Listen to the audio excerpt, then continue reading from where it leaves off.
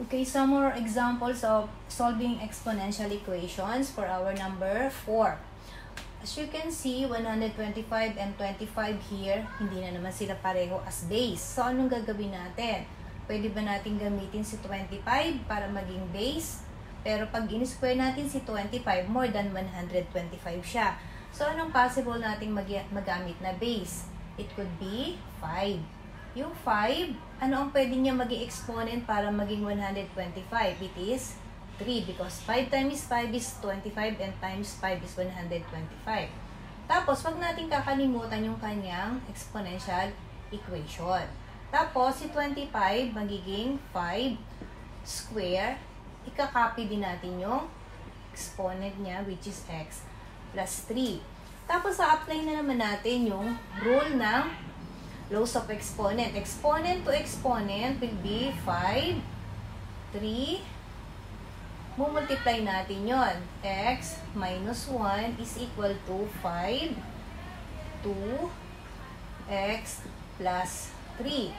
Tapos, pagka nagmumultiply tayo, we distribute. Kaya magiging 5, 3x, 3 times negative 1 is negative 3 is equal to 5, 2x plus 6. So, pareho na sila ngayon ng base. So, we're going to work on the exponential equation. Kaya, magiging 3x minus 3 is equal to 2x plus 6. Tapos, we're going to combine similar terms. So, ano yung magkakapareho?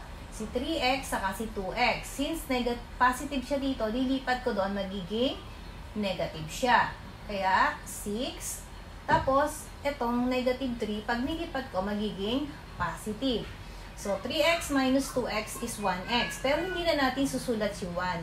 Kaya, x na lang siya. X is equal to 9. Pag sinubstitute natin to dito, ang magiging sagot niya is magkapareho na sila. 125 raised to 8 is equal to 25 raised to 12. Okay, next example. This time, ano mapapansin natin dito? Oh, this is hindi siya exponential. So, this is going to be 9x squared. I'm sorry. So, this is 9x squared. So, ano mapapansin natin dito? Hindi na naman sila magkapareho. So, we're going to express this with a base of 3. So, this is going to be 3 square x square is equal to 3x plus 3. Tapos ito, i-multiply na naman natin yon kasi exponent to exponent. So, this is going to be 3, 2x squared is equal to 3x plus 3. Since pareho na sila ng base, pwede na natin i-work ang kanilang mga exponents. So, this is going to be 2x squared is equal to x plus 3. Tapos, pag nakakita na tayo ng square dito, kailangan na natin siyang i-factor. So, this is going to be 2x squared. Lipat natin si x, magiging negative. Lipat natin si positive 3, magiging negative 3. Equate natin siya sa 0. Then, we're going to factor this to solve for the value of our x. So, ano mga factors ni? So, this is going to be 2x and minus 3 and plus 1 is equal to 0. So, 2x minus 3 is equal to 0. Therefore, x is equal to, transpose natin si negative 3. Tapos, divide natin both by 2. Para ma-cancel, therefore, x is equal to 3 halves. Okay, another value of x plus 1 is equal to 0.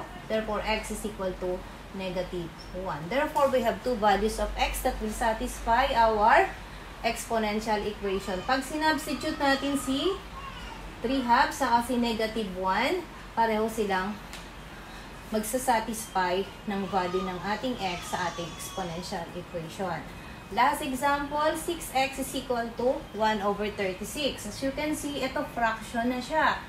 So, pag in-express natin to, magiging nasa ilalim siya, 1/6 square, para maging pareho sila ng base. Since hindi natin pwedeng galawin to nang hindi siya magiging magkapareho ng base, anong gagawin natin?